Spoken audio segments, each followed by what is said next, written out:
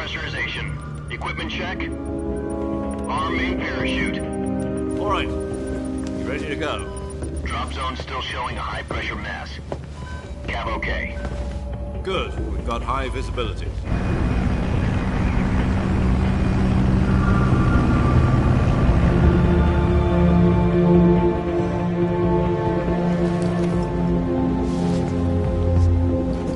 Put out that cigar.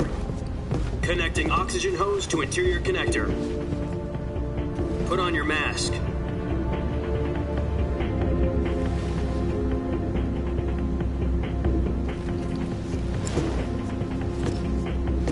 Does this panty waste know what he's doing? Approaching release point. 10 minutes to drop off. Hey, are you deaf? He said put out the cigar and put on your mask.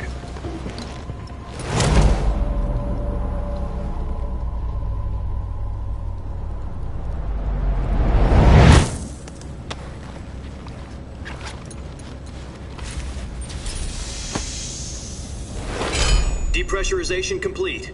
Checking oxygen supply. 6 minutes to drop off. Opening rear hatch.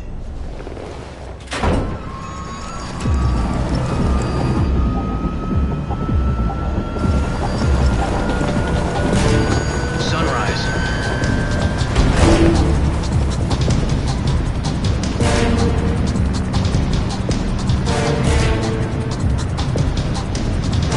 External temperature minus 46 degrees Celsius. 2 minutes to drop off. Stand up.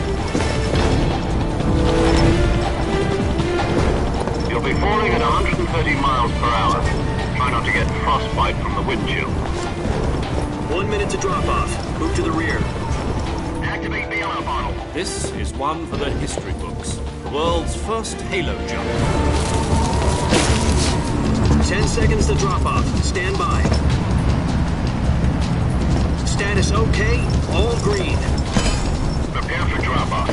Countdown. 5, 4, 3, 2, 1. Spread your wings And fly. God be with you.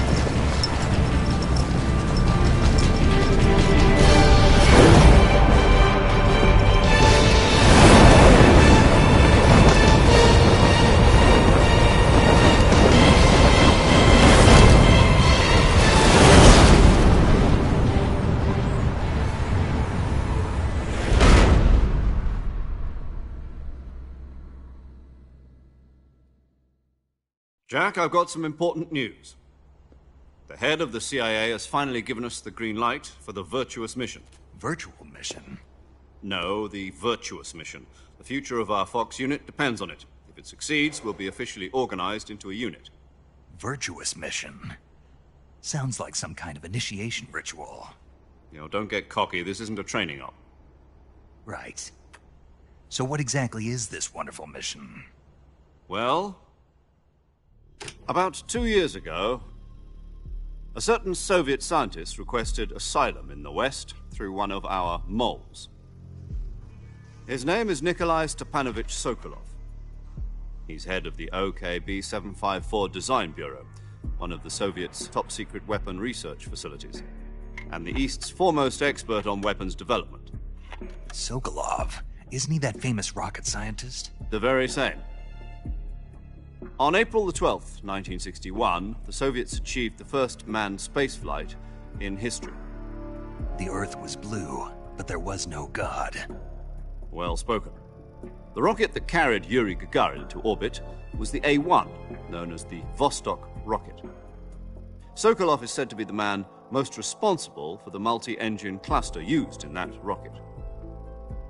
After Gagarin's flight, Sokolov left rocket development to become the head of the newly established Design Bureau. From a lowly technician to head of a design bureau, that's quite a success story, so why'd he want to defect? It seems he'd become afraid of his own creations. Afraid? Call it a crisis of conscience. And for that, he left his country and his family behind and went over the fence? Not exactly. One of his conditions was that his family was also to be taken safely to the West. We used a mole to get the family out first and succeeded in sneaking Sokolov over the Berlin Wall shortly afterwards. I was the one who conducted the operation. The security on the eastern side was still full of holes back then. Then what? We got Sokolov over in one piece, but the whole ordeal had left him exhausted, and we checked him into a hospital in West Berlin. It took him 2 weeks and more than 600 miles to get from the research facility in the Soviet Union to Berlin. He was in no condition to say anything coherent.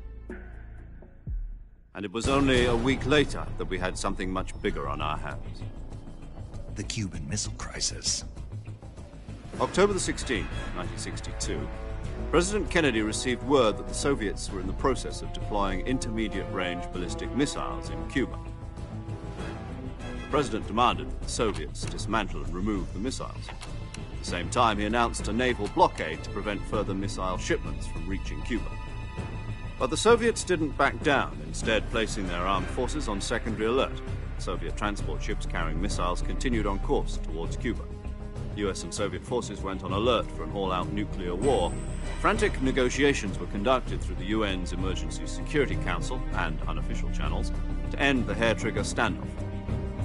Finally, on October the 28th, the Soviet Union agreed to remove its missiles from Cuba, and so the world avoided a nuclear holocaust. But in order to get the Soviets to pull their missiles out, we had to make a deal. You mean the one where the US agreed to remove its IRBMs from Turkey? No. The Jupiter IRBMs deployed in Turkey were obsolete, and we were going to get rid of them anyway. They had no strategic value whatsoever to either the US or the Russians. The Turkey deal was a ruse, a cover story that was fed to the other intelligence agencies around the world. So what did the Russians really want? Sokolov. They wanted us to return Sokolov. You mean the Soviets pulled out of Cuba just to get their hands on Sokolov?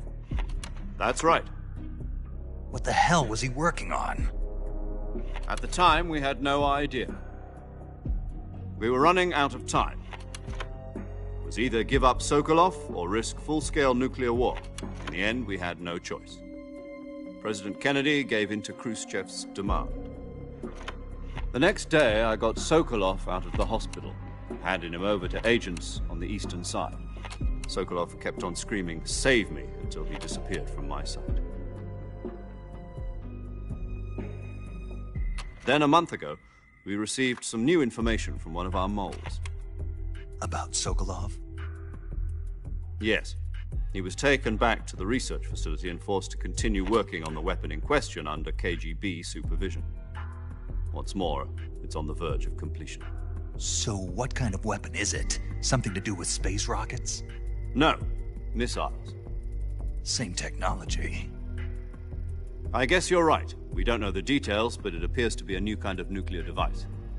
For half a year now, the Soviets have been conducting frequent nuclear tests at Semipalatinsk. Something to do with the weapon, I assume. We're talking about a secret weapon so big that Khrushchev was ready to pull out of Cuba to get it back. Is Sokolov still in the facility? No. According to our intelligence, he's in Selino-Yarsk, a place in the mountains about 3 miles to the west that's known as the Virgin Cliffs. The Virgin Cliffs. Nice name for a virtuous mission. They moved him there just recently. Why? Apparently, they're conducting a field test of the weapon, but it's our best chance to get him back. This mission would never have been possible if he was still in the research facility.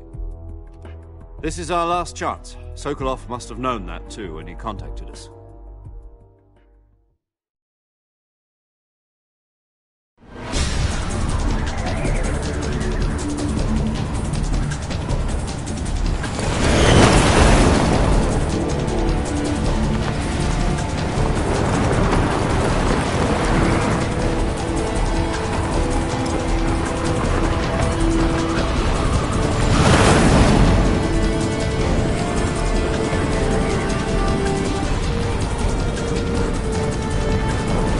Listen up, Jack.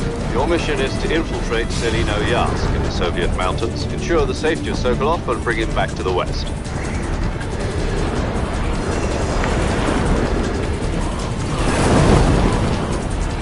If we don't get Sokolov back before that weapon is complete, we'll be facing a major crisis. The clock is ticking.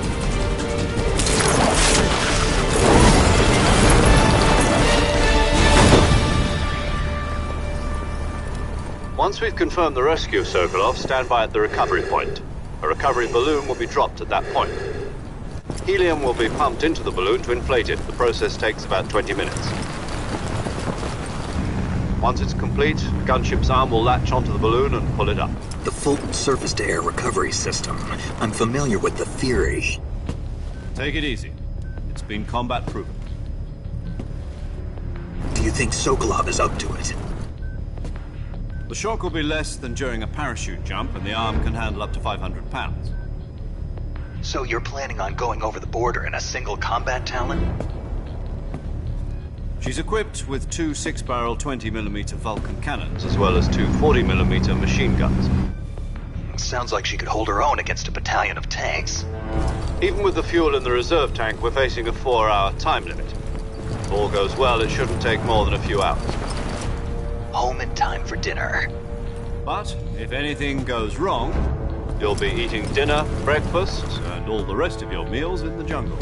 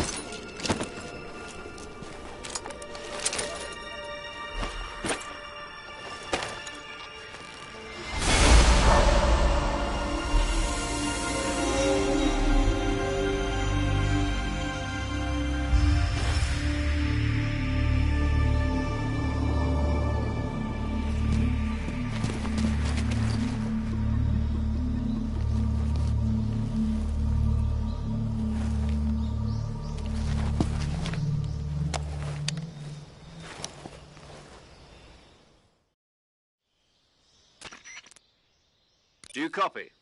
You're already in enemy territory, and somebody might be listening in. From here on out, we'll be using code names to refer to each other. Your code name for this mission will be Naked Snake. I'll be referring to you as Snake from now on. You're not to mention your real name. Snake? What, you don't like snakes? What do you mean? Well, you've eaten one before, haven't you?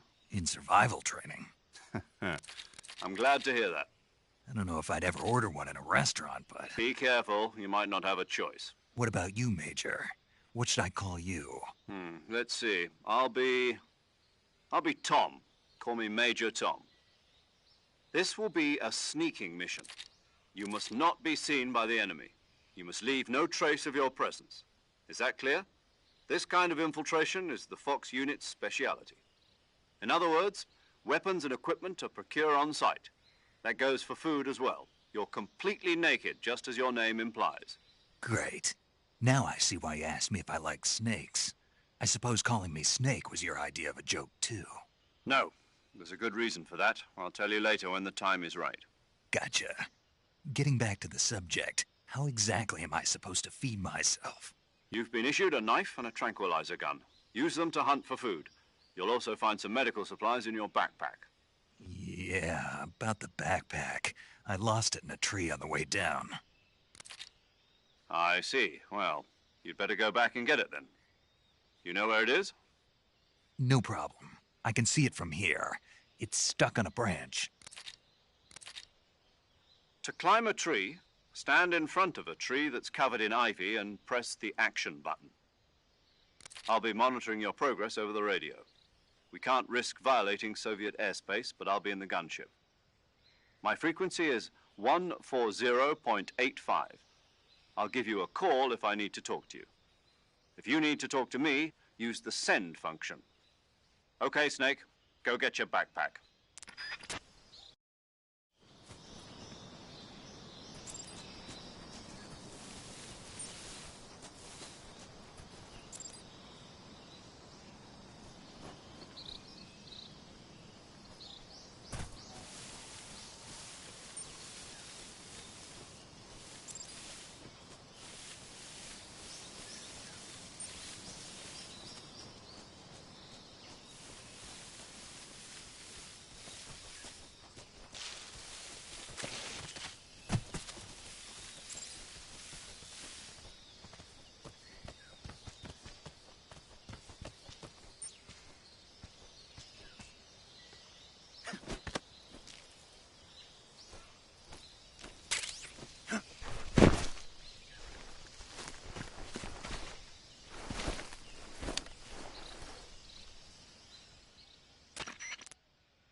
I see you've retrieved your backpack, Snake. To equip a weapon, it's necessary to take it out of your backpack. In the survival viewer, choose Weapon from the backpack. Your available weapons will be displayed in a list on the screen. From that list, choose the weapon you want to equip and press the Enter button. For other equipped items, just do the same thing from Item. Got it. Use the survival viewer backpack. Yep, that's right. Survival is fundamental to this mission. After you've been out in the field for a while, your stamina will start to drop. If your stamina gets too low, it'll affect your performance. You won't be able to shoot accurately, for example, and your wounds won't heal as smoothly. Keep an eye on your stamina so you don't run out. To recover lost stamina, you can hunt for local flora and fauna. You can use either your tranquilizer gun or your knife to hunt. My only weapon is a Mark 22 Hush Puppy tranquilizer gun? That's right. It's been fitted with its own suppressor. However, the suppressor will deteriorate every time you fire.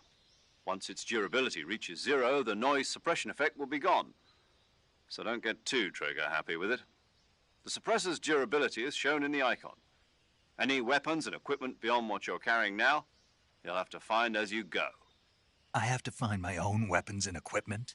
Whose crazy idea was this anyway? Solo covert actions are standard Fox operating procedure.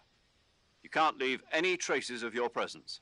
No weapons, equipment, footprints, sweat, or bodily waste. The same goes for bullets and cartridges, too. Your presence in enemy territory is already a violation of international conventions of warfare. There aren't supposed to be any American soldiers in Russia. It could spark an international incident. You can't let anyone see you. You can't let the enemy know you're there. This is a stealth mission. You're a ghost, Snake, in every sense of the word. And there'll be no rescue if you're captured. The military and U.S. government will deny any involvement in the affair. Then I'll just have to take care of myself, huh? I'm afraid so. You've been given a fake death pill for that purpose. SIS guidelines stipulate that soldiers on covert ops like this one be issued a potassium cyanide capsule. Tape it to your body so you can take it when you need to. How generous of you. Use it if you're taken prisoner by the enemy. It'll send you into a state of false death for a short time. Fooling them into thinking that I'm really dead. So, how do I come back to life? Just take the revival pill. You mean that thing they put in my tooth before the mission? That's the one. But be careful. If you remain in a state of false death for too long, nothing will be able to bring you back. Remember that. I'll keep it in mind. You said this was a solo mission, right? Right. I guess that means I can't count on any reinforcements. Correct. The mission rests entirely in your hands. A real one-man army. Relax. There's a support team ready to back you up over the radio. Who? I'll introduce them to you. This time, survival is of utmost importance.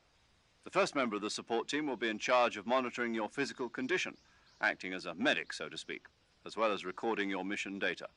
She's a member of Fox as well, and she's here on the gunship with me. She? Hello, Snake. I'm paramedic. Nice to meet you. Paramedic. As in a medic who comes in by parachute. Aren't you going to tell me your real name? Are you going to tell me yours, Mr. Snake? My name, huh?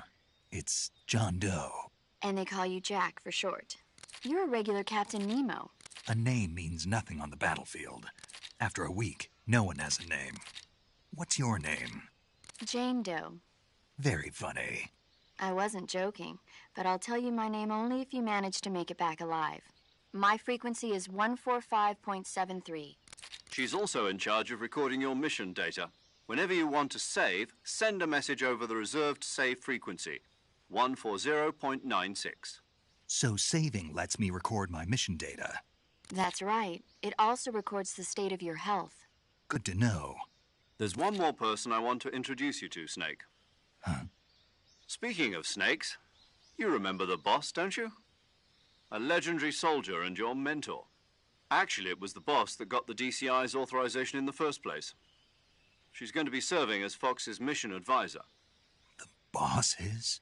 She also helped me plan this mission. She and I were at SAS together. Jack, is that you?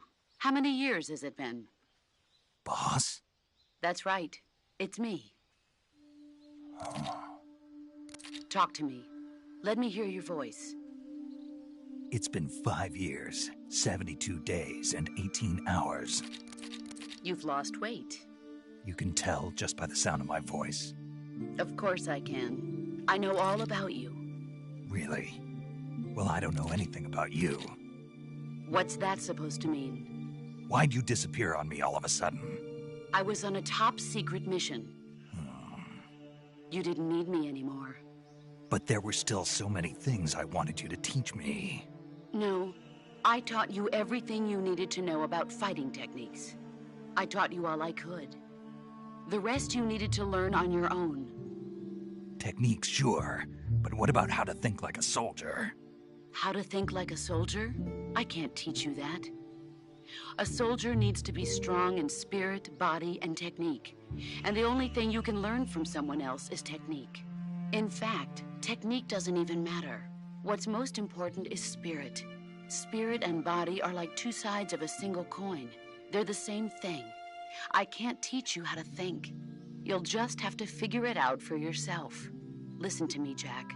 Just because soldiers are on the same side right now doesn't mean they always will be. Having personal feelings about your comrades is one of the worst sins you can commit. Politics determine who you face on the battlefield. And politics are a living thing. They change along with the time.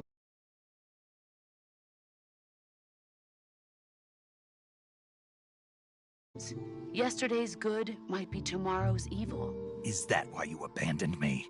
No, it had nothing to do with you. I already told you, Jack. I was on a top-secret mission. A soldier has to follow whatever orders he's given. It's not his place to question why. But you're looking for a reason to fight. You're a natural-born fighter, but you're not quite a soldier. A soldier is a political tool, nothing more. That's doubly true if he's a career soldier. Right and wrong have no place in his mission. He has no enemies and no friends. Only the mission. You follow the orders you're given. That's what being a soldier is. I do whatever I have to get the job done. I don't think about politics. That's not the same thing. Sooner or later, your conscience is going to bother you. In the end, you have to choose whether you're going to live as a soldier or just another man with a gun. There's a saying in the Orient, loyalty to the end. Do you know what it means? Being patriotic. It means devoting yourself to your country. I follow the president and the top brass. I'm ready to die for them if necessary. The president and the top brass won't be there forever. Once their terms are up, others will take their place. I follow the will of the leader, no matter who's in charge. People aren't the ones who dictate the missions. Then who does? The times. People's values change over time, and so do the leaders of a country. So there's no such thing as an enemy in absolute terms. The enemies we fight are only enemies in relative terms, constantly changing with the times. As long as we have loyalty to the end, there's no point in believing in anything, even in those we love. And that's the way a soldier's supposed to think? The only thing we can believe in with absolute certainty is the mission, Jack. All right, but do me a favor. What is it? Call me Snake. Snake? Oh, right. Your codename is Snake. It suits you well. That's right. The legendary unit that the boss put together during World War II was a snake. The Cobra unit, a group of heroes that brought the war to an end and saved the world. As long as you've got a legendary hero backing you up, you'll be fine. Isn't that right, Snake? Yeah. I can't think of anyone else I'd rather have with me. Oh, and one more thing, boss. Yes? It's good to hear your voice again. Same here. After all, who knows if either of us will make it out alive? Snake, you are always best at urban warfare and infiltrating buildings. But this is the jungle. Survival is going to be key. Those CQC techniques I taught you are sure to come in handy. CQC? Close quarters combat, huh? I've been in the Green Berets for the past few years. I'm probably pretty rusty. Not to worry. I'll be here to help you remember. After all, this is your first actual survival mission. I'll be supporting you over the radio. Where are you, boss? Next to the Major? The boss is communicating with us by radio from aboard a Permit-class submarine in the Arctic Ocean. My frequency is 141.80. Call me if you need my advice on battle techniques. Gotcha. Your mission is to retrieve Dr. Sokolov. Dr. Sokolov is being held in an abandoned factory located to the north of your current position. Avoid heavy combat and don't let anyone see you. Don't forget that this is a stealth mission. Snake, try to remember some of the basics of CQC.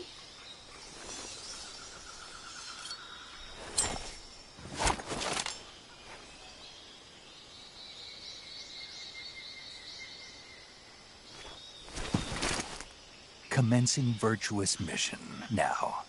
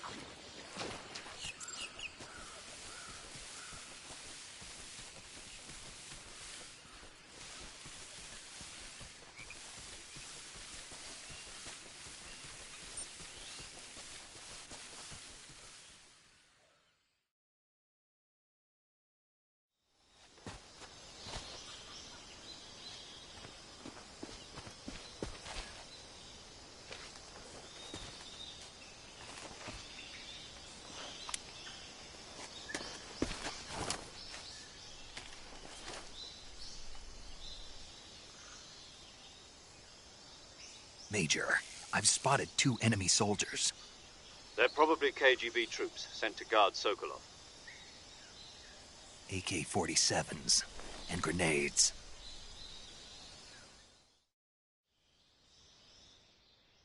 Snake, your presence in Soviet territory is already a violation of international law. We can't let the Kremlin find out that the CIA and the American government are involved. Contact with the enemy is strictly prohibited. Don't engage them in battle either. This is a stealth mission. Got that? The Major is right. The point of this mission is to sneak through the jungle without being seen. The success of the mission depends on how well you use your camouflage. Change your camouflage by selecting Camouflage from the Survival Viewer. The Uniform option lets you pick your uniform, while the Face option lets you change your face paint. Choosing camouflage that blends in with your surroundings will help you conceal yourself more effectively. Also, don't forget that anything that moves will stand out in the jungle. If you just stand up and run around like an idiot, you're bound to be spotted. But if you crawl instead, you should be able to sneak by without being noticed. You can see how effective your camouflage is by looking at the Camo Index. The Camo Index shows how well your current camouflage blends in with the surrounding area. The higher the value, the harder you are to spot, and vice versa. The key is to make yourself one with nature. Keep that in mind as you go along, okay?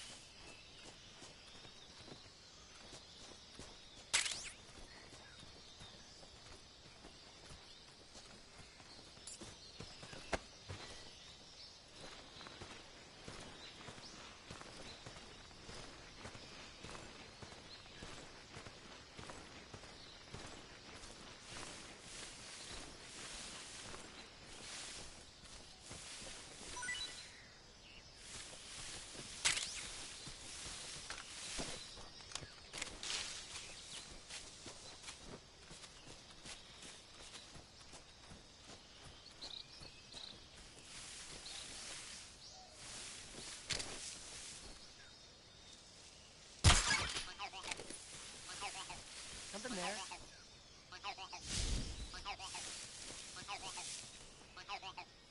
I must be seeing things.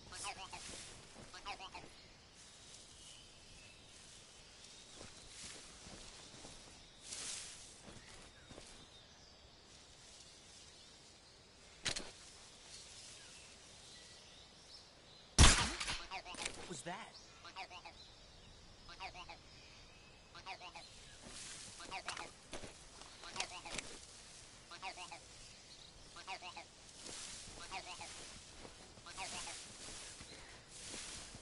Nothing here.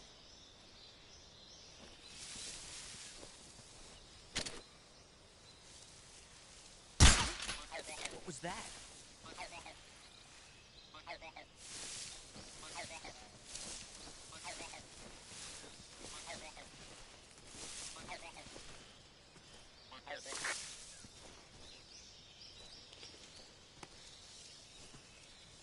Nothing here.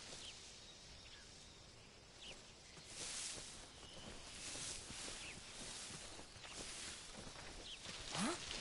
Huh? Who was that?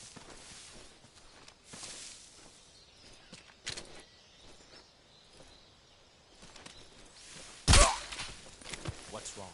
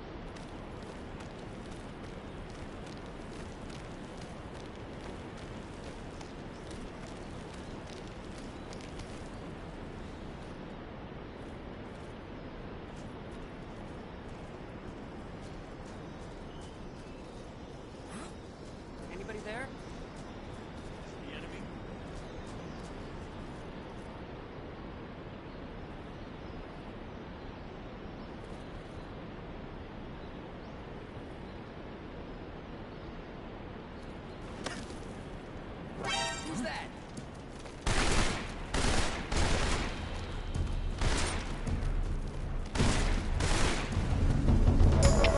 HQ, respond.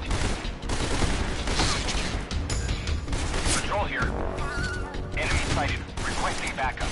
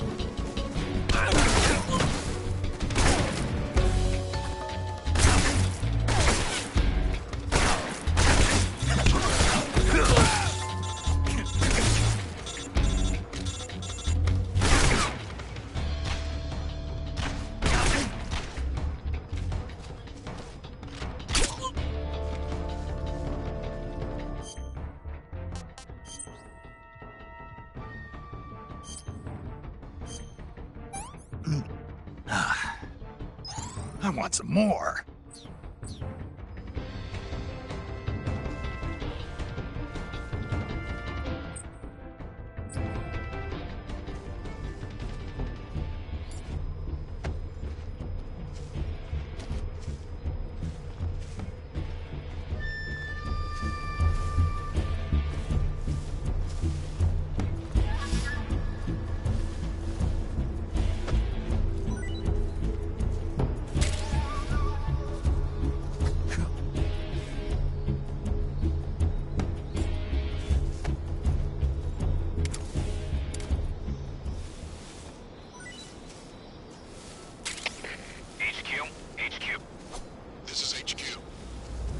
Patrol here. We've lost sight of the intruder, going into high alert. Acknowledged. The enemy is still nearby.